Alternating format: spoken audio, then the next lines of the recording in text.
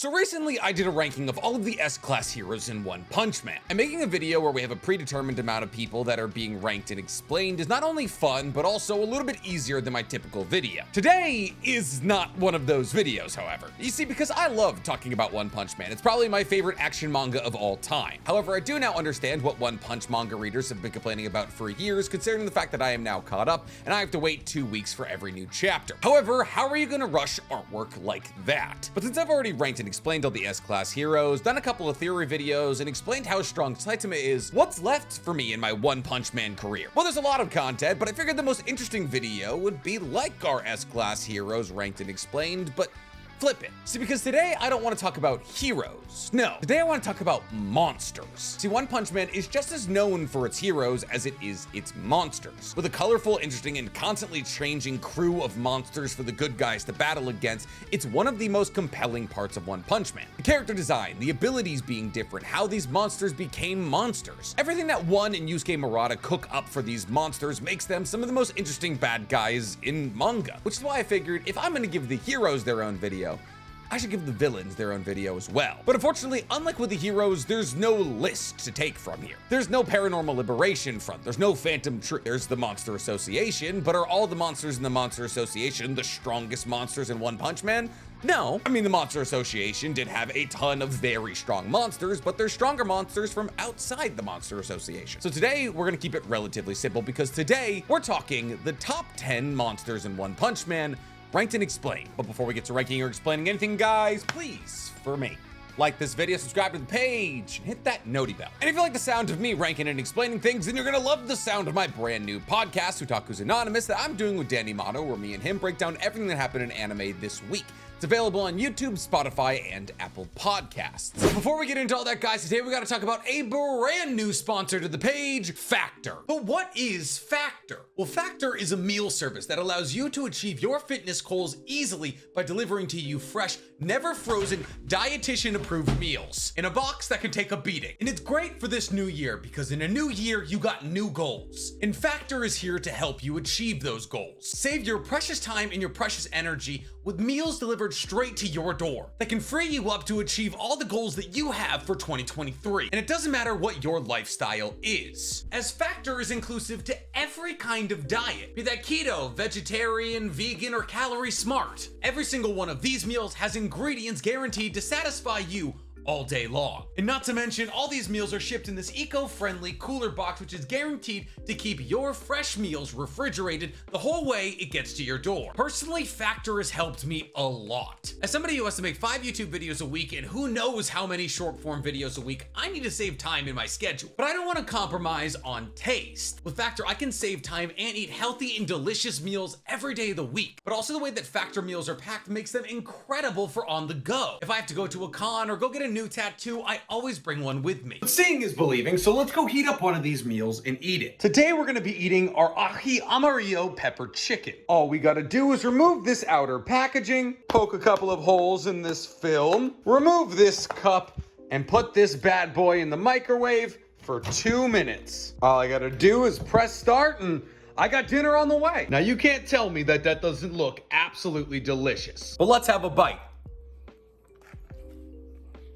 Oh my, that chicken is so tender. The couscous is cooked perfectly. The sauce is delicious. This might be one of the best things I've ever got from them. Head to factor75.com or click the link below and use code WeebCommander50 to get 50% off your first Factor box. One of the more genuinely interesting things about One Punch Man is that we've seen powerful monsters in almost every single section of the manga. Well, obviously in the earlier days of One Punch Man, the monsters that we saw the heroes encounter were somewhat weaker than the average monsters we now see later on in the manga, which is just kind of the way that scaling goes. As the heroes get stronger, so do the monsters. And while most manga and anime follow this formula to a T, One Punch Man is anything but regular, as dragon level or even god level monsters showed up very early in the manga's run. And well, obviously as the manga now begins to take its turn towards battling against God with Blast, Saitama, and all of their extra dimensional friends, things like dragon level threats will be very inconsequential. But for the current moment, the majority of the monsters on this list are dragon level. However, the irony of that is that the first entry on our list, coming in at number 10,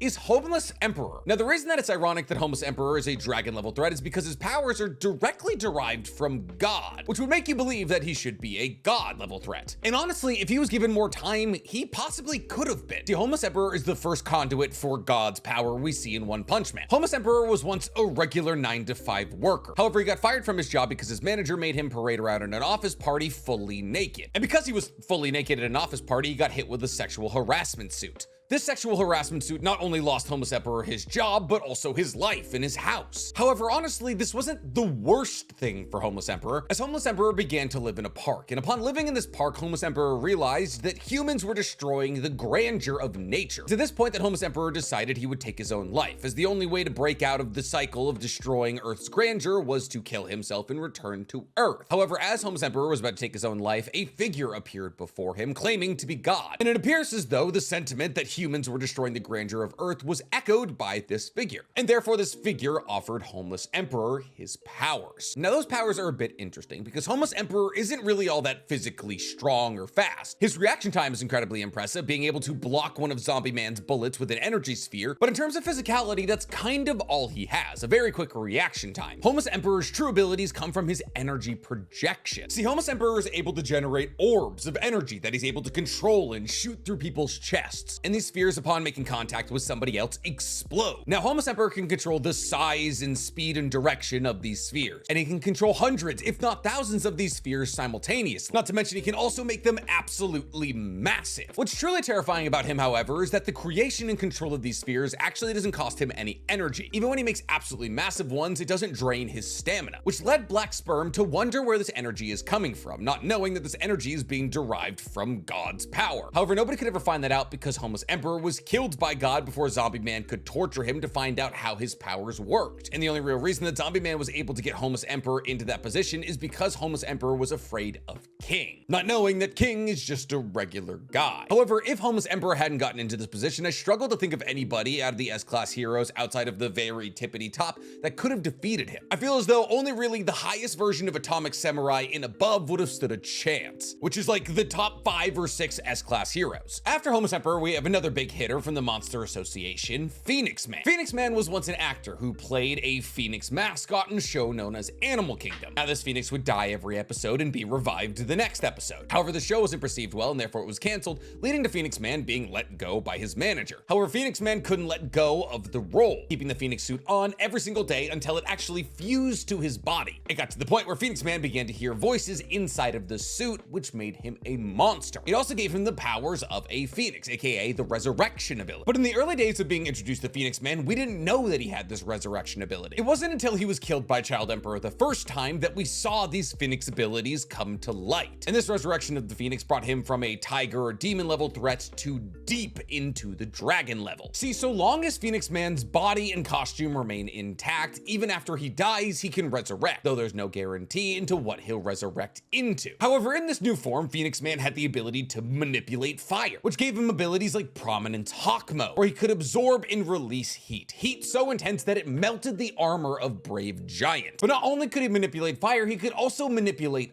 ice, as Phoenix Man also has a penguin mode. And in this penguin mode, Phoenix Man can not only create and manipulate ice, but also control energy. As in penguin mode, he was able to shoot energy beams out of his mouth. But it doesn't stop there, because he's also able to control and manipulate light. And this light that he controls and manipulate can be used to resurrect other people. And that's not even mentioning the fact that in this resurrected form, he was significantly faster and stronger than he was prior, being able to break through all 5 layers of Child Emperor's invisible wall, which he couldn't even break 1 layer of prior to his resurrection. And in this resurrection form, becoming fast enough to be able to easily dodge the attacks of Brave Giant, Child Emperor's strongest attacks. Truly, for all intents and purposes, Phoenix Man should have killed Child Emperor. However, Child Emperor realized that all of Phoenix Man's abilities came from his suit, and that Phoenix Man's suit and his body were one, which meant that if Phoenix Man were to ever take his suit off, he would lose all his power. And thus, Child Emperor decided to put a tickle bug in the suit, knowing that Phoenix Man wouldn't be able to separate himself from the suit, and therefore the tickle bug would tickle him to death. That's pretty much exactly what happens. Well, obviously this might seem silly or stupid. At the end of the day, it was up to Child Emperor's genius to figure this out. But in an outright battle, Phoenix Man was substantially stronger than Child Emperor. Speaking of people substantially stronger than Child Emperor, coming up at number 8, we have Fewer Ugly. We don't know much about Fewer Ugly's backstory other than the fact that he was an ugly human who got a lot of hate for being ugly, and therefore he got angry about being ugly, and that made him into a monster. You would think the monster who got so angry about being ugly that they turned into a monster wouldn't put ugly in their own name. And yet, here we are. Fewer Ugly is a dragon level threat, but here's the thing, I don't love the classification of dragon level threat, because like Psycho Sorochi was a dragon level threat, but so was Gale Wind. I think we need a couple of different distinctions in dragon level. And honestly, I wouldn't blame you if you had Fewer Ugly higher on this list, because Fewer Ugly went toe to toe with some of the strongest characters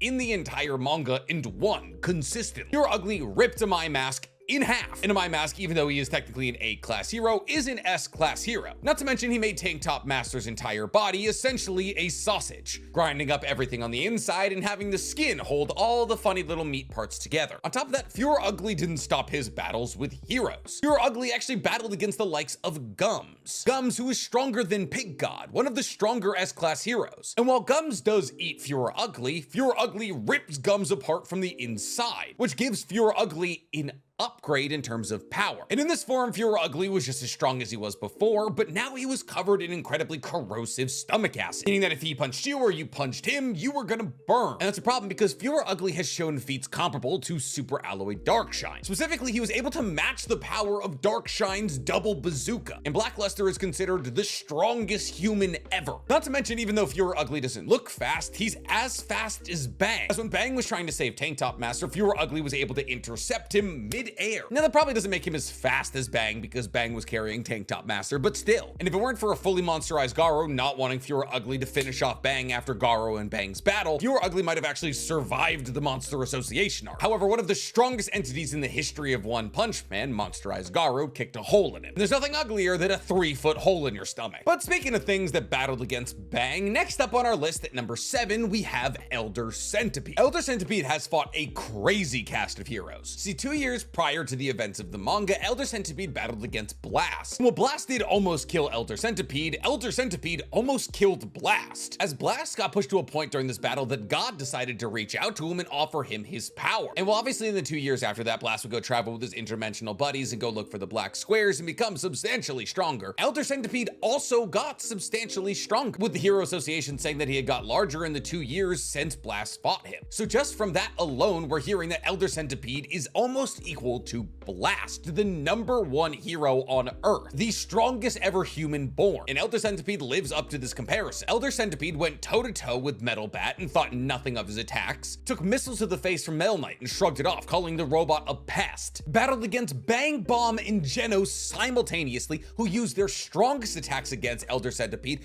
and could only break his outside caprice, which Elder Centipede was able to molt and regenerate a new one almost instantaneously. The only thing that could kill Elder Centipede was Saitama, who killed Elder Centipede in one punch, with the credit going to King. But Elder Centipede isn't the only centipede on this list, because coming in at number 6, we have Sage Centipede. If you thought the last centipede was strong, oh buddy, buckle up. We actually don't even know the power ranking of Sage Centipede. It's unknown. We just do know that Sage Centipede has a connection to God, as when it emerges, it claims to be there to destroy the abominable fist that is turned against God, aka Saitama, as Saitama is referred to as the fist that is turned against God, which is why God is trying to give his powers to beings on Earth so they can kill Saitama. Sage Centipede is notably larger than Elder Centipede. With 6,666 legs, Sage Centipede is so long that while standing on Earth, he can reach space. People estimate that he's anywhere from 10 to 1,000 kilometers long. All we know is that we've seen him fully extended, and he was so far above the Earth you could see its curvature clearly. Sage Centipede is supposed to be the Earth's own creation, an entity created to protect Father, the Earth, and Mother, the ocean, an entity created to wipe the scorn of humans off the face of the Earth so the Earth can live in nature. And it has the power to do that, as it was able to go up against the likes of a fully monsterized Garou and Metal Bat. Now this Metal Bat Bat that we saw in the battle against Sage Centipede is an entirely different being than the one we saw against Elder Centipede. While Sage Centipede does shrug off pretty much everything that Metal Bat throws his way, saying that he only really needs to focus on Garou and that Metal Bat is kind of just a pest in all of this, the level of pumped up we saw from Metal Bat in this fight is something we've never seen before. And thus being able to tank those shots like it's really nothing at all is crazy, because this version of Metal Bat hit Sage Centipede in the face and caused no damage, while the previous version of Metal Bat hit Elder Centipede in the face and left damage, showing you the insane difference in strength between Elder and Sage Centipede. But not only is Sage Centipede incredibly hard to hurt, it also has regeneration, as Sage Centipede has a regeneration core that allows it to regenerate from any kind of damage almost instantaneously. However, Gar does rip that regeneration core out of Sage Centipede and throw it into the upper atmosphere. And this is the true circumstance where we get to see how fast Sage Centipede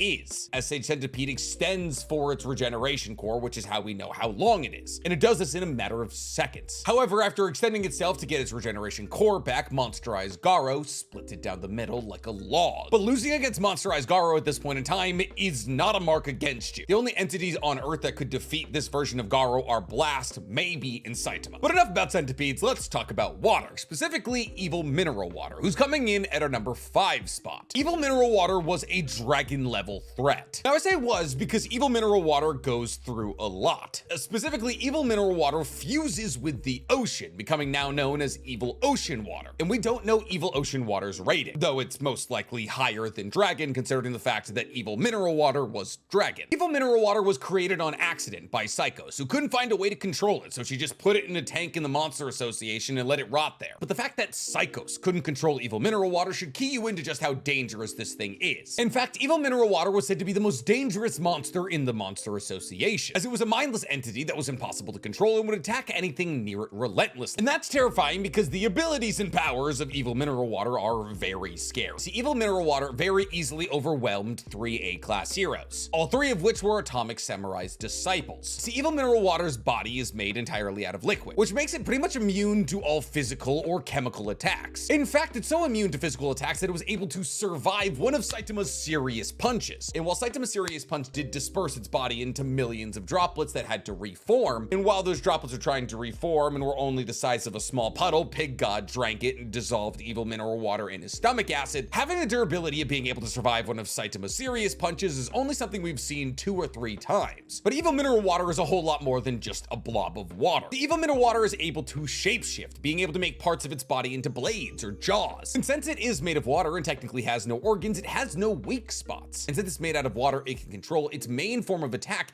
is high-speed jet sprays. Shots of water that are apparently faster than bullets. And these shots of water are able to punch through katanas, armor, human bodies. And the speed of these streams is enough to overwhelm even the likes of Atomic Samurai, one of the fastest characters in the universe. However, the killing ability of these jet streams isn't enough to puncture the muscles of Blackluster, who likens the jet streams to a nice shower. But Blackluster has only ever sustained a nosebleed in the One Punch Man mangas, so not being able to punch through him isn't really that much of a mark against you. Evil Mineral Water's true power comes from its absorption ability, where it's able to absorb any liquid it comes into contact with, most notably the ocean, where Evil Mineral Water becomes Evil Ocean Water, becoming the entire ocean. And in this form, Evil Mineral Water has only gotten exponentially stronger, while equally as fast with an equal reaction time and the same moveset. However, instead of now small little jet streams based on the small amount of water that Evil Mineral Water was controlling, Evil Ocean Water is able to use a move called the Ocean Grand Cannon, a technique like the one Evil Mineral Water used, except now it's on the scale of the entire ocean doing that to you. This technique was so powerful it was able to destroy entire landscapes and heavily injure a fully monsterized Garou. It wasn't until Evil Ocean Water threw an aircraft carrier at Saitama that he then proceeded to surf that Saitama decided to get serious enough to throw a serious punch that exploded Evil Ocean Water. But once again, Evil Ocean Water did technically survive, making Evil Ocean Water only one of 3 entities that has ever survived a serious punch from Saitama, 2 of which are number 1 and 2 on this list. But enough about water, let's talk about a significantly worse kind of water, because coming up at number 4, we have Platinum Sperm. Now, Platinum Sperm is the most evolved version of Black Sperm. He's kind of like Frieza, or Perfect Cell's last evolution. Platinum Sperm is a combination of 54 trillion black sperms, which is all the copies of Black Sperm, except for like 100, I think. See, while one clone of Black Sperm can easily be chopped by the likes of Atomic Samurai, and Golden Sperm could have his arm cut off by Atomic Samurai and the Sunblade, Platinum Sperm couldn't be touched by basically anyone. See, Platinum Sperm went toe-to-toe with the likes of Flashy Flash and Monsterized Garou, in which Flashy Flash acknowledged that both of them were faster than him, and Flashy Flash is the fastest hero. Platinum Sperm was even confident in his ability to challenge King, the man who is said to be the strongest human on Earth. And honestly, that confidence is warranted, because Platinum Sperm was able to defeat the likes of Bang and Blackluster, all the while not trying his hardest. And when he kicked up the effort just a little bit more, he was able to, once again, relatively easily defeat Flashy Flash. And he was able to go toe-to-toe with the likes of Monsterized Garou for longer than pretty much anybody else. See, Black Sperm, just Black Sperm, is a dragon level threat. And while obviously Gold and Platinum Sperm don't have classifications, I have no problem in stating that Platinum Sperm is probably a god level threat. See, Platinum Sperm, Flashy Flash, and Garou exchanged thousands of blows in 1.3 milliseconds, as the light cluster of their battle stretched miles above the Earth. I mean that in 1.3 milliseconds, they had probably traveled thousands of miles, making every single one of the people in this fight massively faster than light. Not to mention that Platinum Sperm was able to take thousands of punches from Garou, meaning he probably has some of the highest durability in the entire universe. And it isn't until Platinum Sperm defeats Flashy Flash that him and Garou begin to fight seriously. However, shortly after they both begin fighting seriously, Garou dives both of his hands through Platinum Sperm's stomach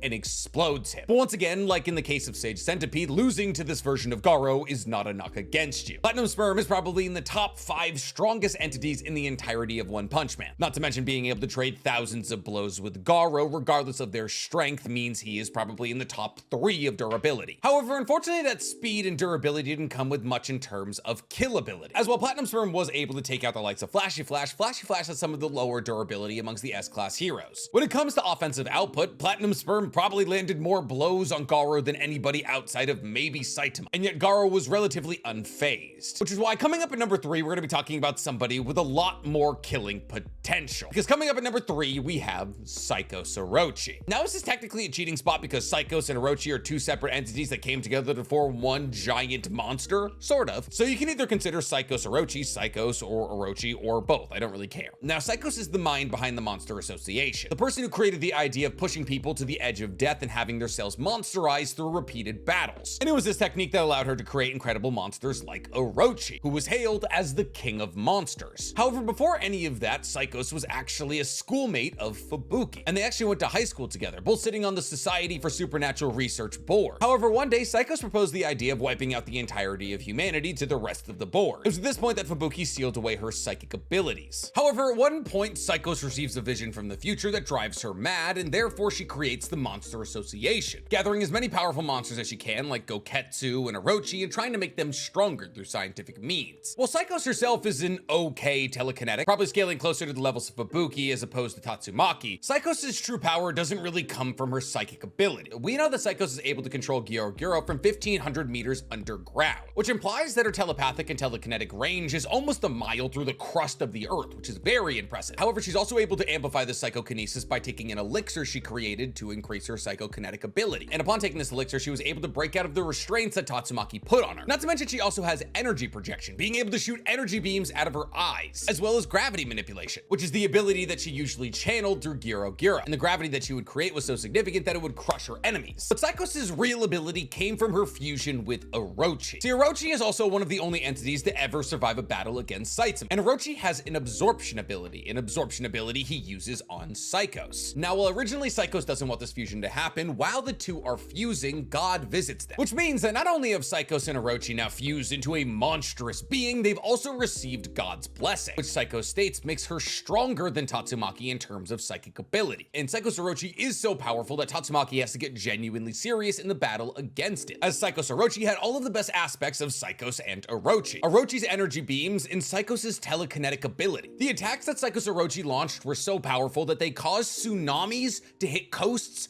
all around the world. And Psychos Orochi was actually trying to use the assimilation ability of Orochi to assimilate to the entirety of the earth, believing that if their roots went deep enough, they would be able to assimilate to the entirety of the earth and become the perfect celestial being, becoming in essence a living planet. And having Orochi as a somewhat battery pack for Psychos' telekinesis made her telekinesis on par with Tatsumaki's, with Psychos Orochi not only being able to make a barrier that Tatsumaki couldn't break out of, but also giving Psychos Orochi the ability to flip Tatsumaki's own barrier back onto her. her. But Psycho Sorochi's true most powerful attack was their energy projection, as it was able to fire off a widespread energy attack that cut off the crust of the earth. It was so powerful it was able to overwhelm Genos' Thunder Drill Cannon, which was able to one-shot a meteor that would have wiped out entire cities. Not to mention that this combo was also able to shapeshift, as after being wrung out like a wet towel by Tatsumaki, the fusion turned into a fighter jet to fly away. And this fusion required Tatsumaki, Drive Knight, and Genos working together to defeat. But enough about monsters from the Monster Association. Didn't I say that there was powerful monsters that came into the story before the Monster Association arc? And I did.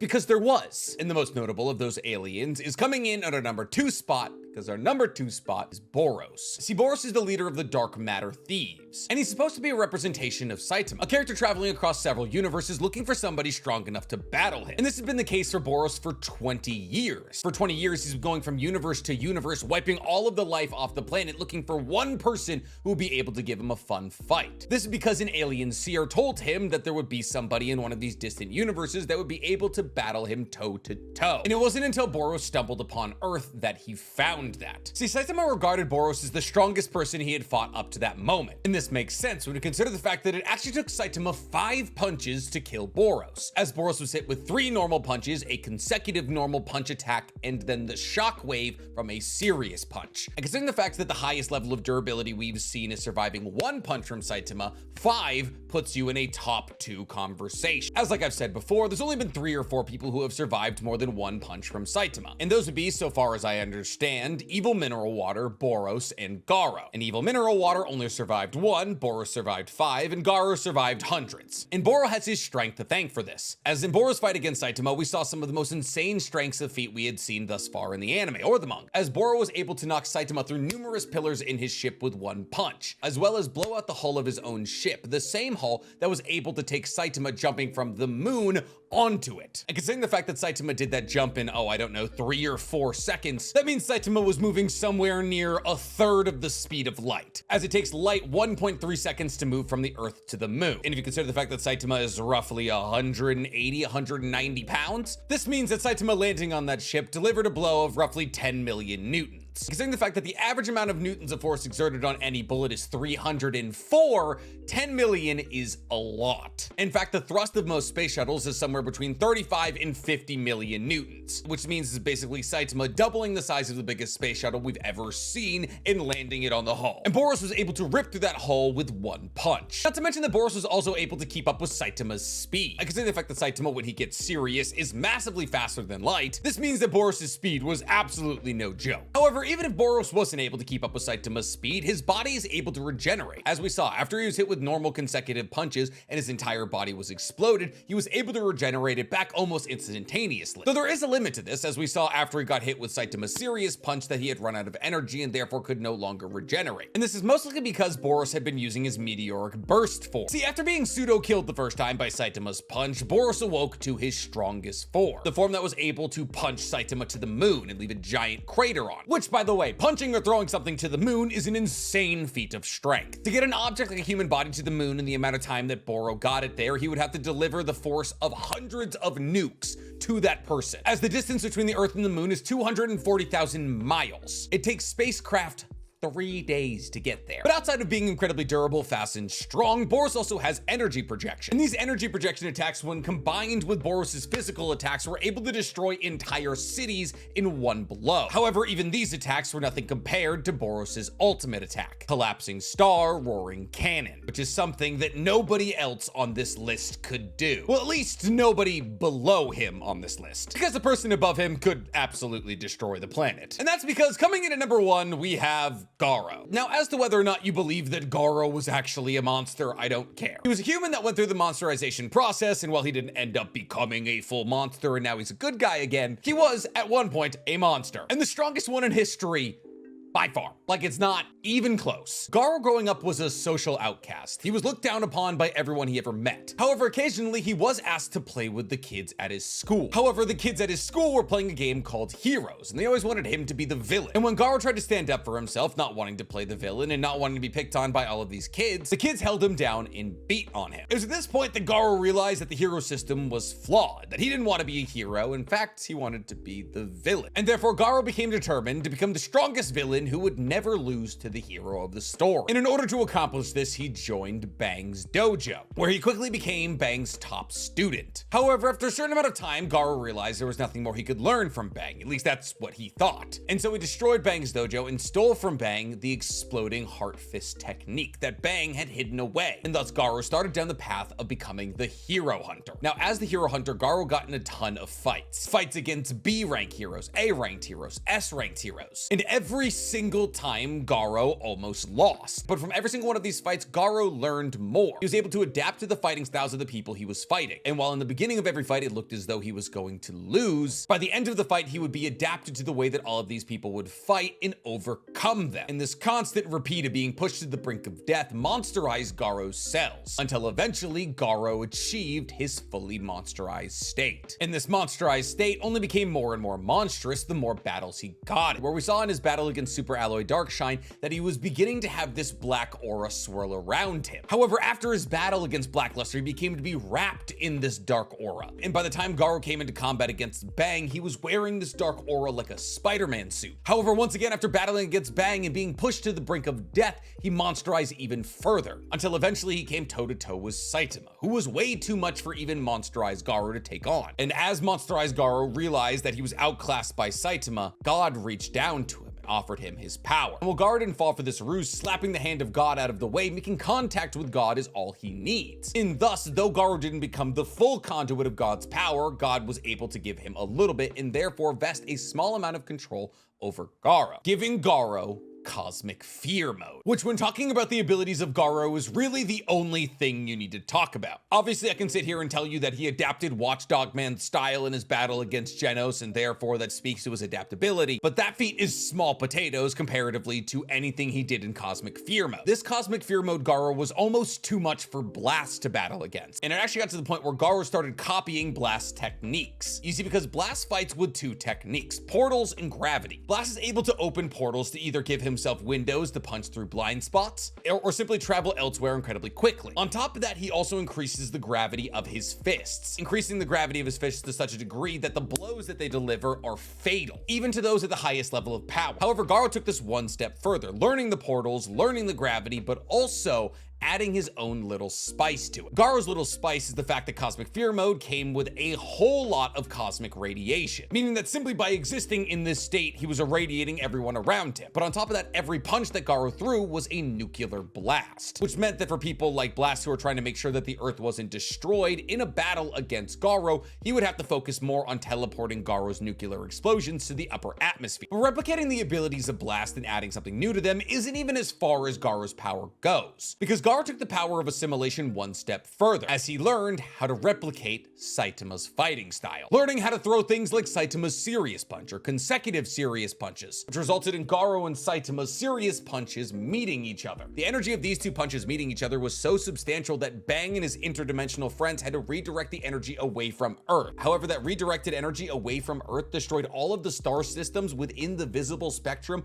of a circle roughly this big, so probably billions of universes. And Garou only got stronger throughout this fight because Saitama was getting stronger throughout this fight, and Garou was able to copy his growth. However, Garou wasn't able to grow as fast as Saitama, which is why he won. But even though Saitama was growing substantially faster than Garou, he still tanked hundreds of serious punches from Saitama. And while Garou did admit that these serious punches would eventually kill him because of Saitama's exponential growth, being able to do that in the first place is insane. Not to mention that Cosmic Fear Garou was able to not only react to, but keep up with and counter a fully serious Saitama. And while obviously Saitama is only battling with one hand, being able to react to Saitama is insane. Especially when we've already established the precedent that non-Cosmic Fear Garou, just monsterized Garou in his battle against Platinum Sperm and Flashy Flash, is already massively faster than light. Not to mention that after entering Cosmic Fear mode, Garou has inherited all of the knowledge of the cosmos, which has granted him understanding of all energy and forces in the universe, which is why he's able to add cosmic energy to his own punches. And if you're not radiation proof like Blast, Genos, or Saitama, you're dead. Not to mention that Garou also found a way to manipulate all of the particles in his body to make them into anti-particles that allows him to travel through space and time, meaning that Garou's understanding of his own body and the forces of the universe were so great he could move back in time, which he then teaches Saitama to do, which Saitama then uses to teach himself the reverse causality punch, which lands technically before it's even been thrown, making it impossible to dodge. So yeah,